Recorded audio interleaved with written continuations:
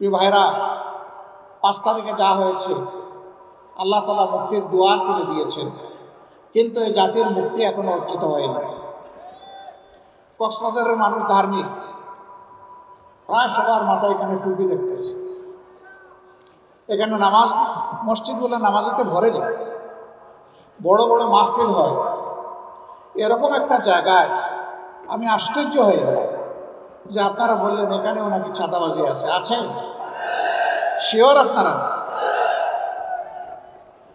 তাইলে অন্তত এখানে দখল বাণিজ্য নাই, জায়গা জমি অবৈধভাবে দখল করা, গাড়ি ঘোড়া দখল করা, অফিস আদালত দখল করা, ফুটপাত দখল করা, জলমহাল বালুমহাল দখল করা, তারপরে বনমহাল দখল করা, এগুলো তো নাই।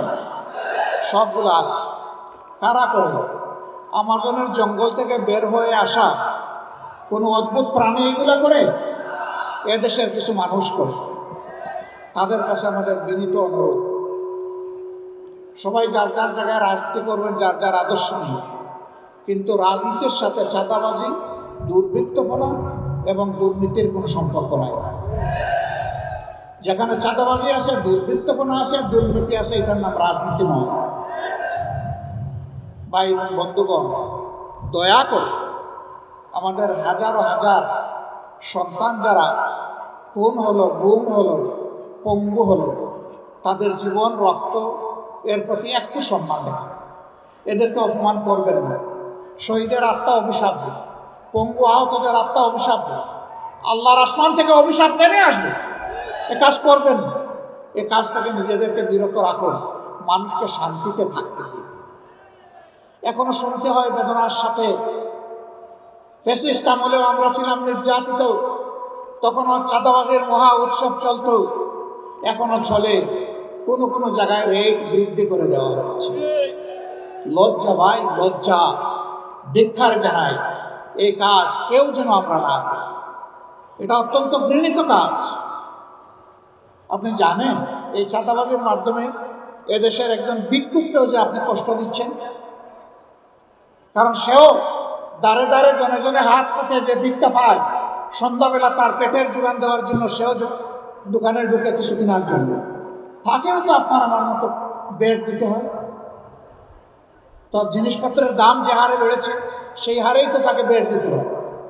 আপনি তো তার খাবারটার উপরে আঘাত দিলেন, তা আপনি বাকি রাখলেন কারে এই দেশে?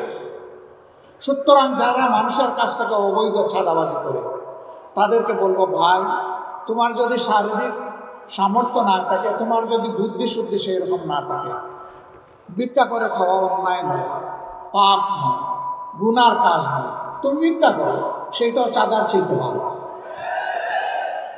তবু আল্লাহর রাস্তায় চাঁদাবাজিটা ছেড়ে দাও। বাংলাদেশ জামাত ইসলামী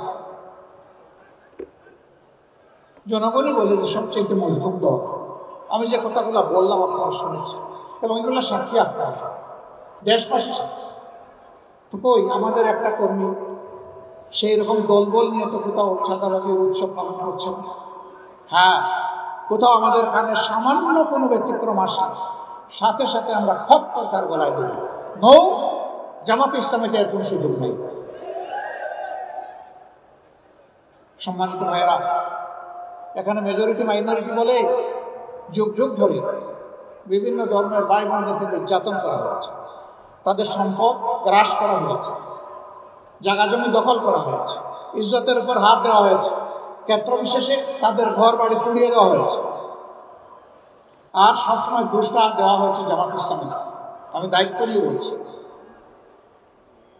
আমি বিভিন্ন ধর্মের ভাইদেরকে অনুরোধ করব, সারা বাংলাদেশে কোথায় স্বাধীনতার 54 বছর পরে আজ পর্যন্ত জামাত ইসলামীর লোকেরা এই 4টা অপকর্ম করেছেন, তা সুস্পষ্টভাবে নাম ঠিকানা সহ জানিয়ে আমাদেরকে সাহায্য করবে।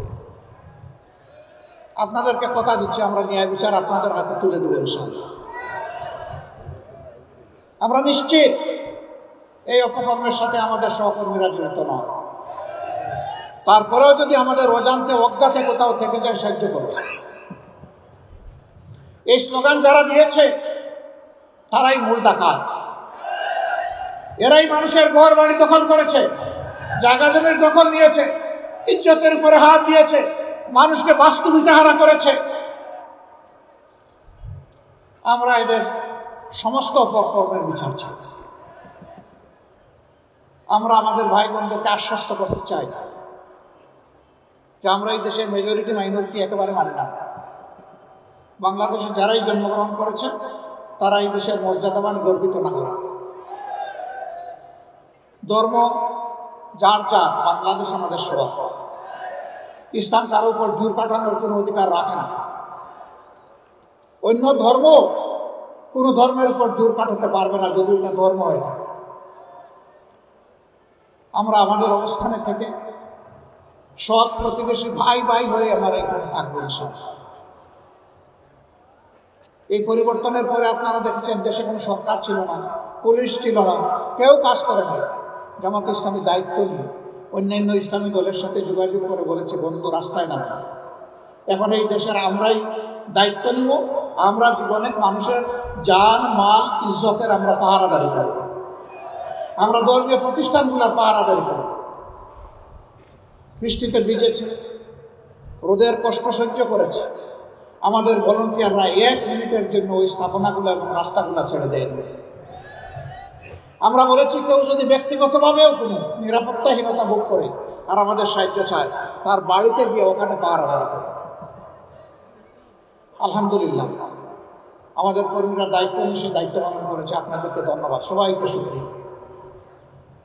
তাইলে আমাদের যুদ্ধ শেষ হয়ে গেছে, তাই না? যুদ্ধ কেবল শুরু।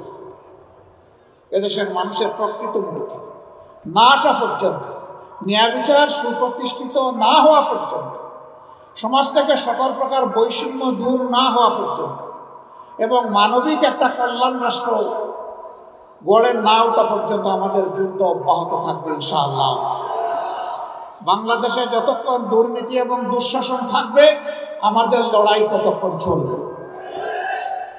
আমাদের সন্তানেরাও সেই একই স্লোগান দিয়েছে। তারাও বলছে আমাদের যুদ্ধ শেষ হয়নি। তারা এই বিপ্লবের 2 প্রতীকের নাম ধরে স্লোগান দেয়, আবু সাঈদ মুগ্ধ, শেষ হয়নি যুদ্ধ। আমরাও বলছি, হে আবু সাঈদ মুগ্ধ, শেষ হয়নি যুদ্ধ। এই যুদ্ধ চলবে। তবে দেশকে যেহেতু আমরা ভালোবাসি, দেশের সকল নাগরিক আবার বৃদ্ধ বনিতা সবাইকে বলবো, সবাইকে দায়িত্বশীল ভূমিকা পালন করতে হবে। কারো কোনো ধরনের উস্কানিকে আমরা নিজের কোনো ক্ষতি সাধন করতে দেব না।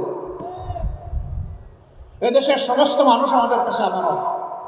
এর ভিতরে যদি অপরাধীরা থাকে তাদেরকে আইনের হাতে ধরে দেব, বিচার তাদের করতে হবে।